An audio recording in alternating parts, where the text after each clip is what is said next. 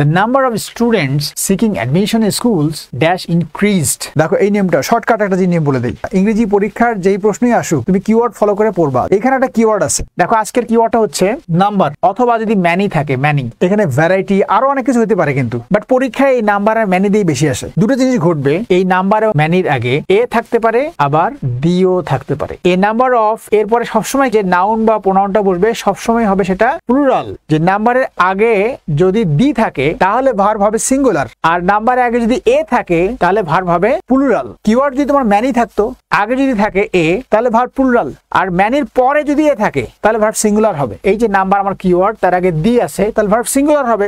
এখানে দেখো যে হ্যাভ বিন হচ্ছে প্লুরাল, এটা তো এমনি বাদ, তার মানে সি কাটা এ কাটা। এখন এটাও সিঙ্গুলার এটাও সিঙ্গুলার, তোমাকে সিম্পলি চিন্তা করতে হবে যে করিম ইজ গান হবে না করিম হ্যাজ গান হবে। 100% শিওর থাকো তুমি করিম ইজ গান তুমি জীবনেও দেখো নাই কোথাও, তার মানে এখানেও কি হবে, হ্যাজ ইনক্রিজ। আনসারটা বি।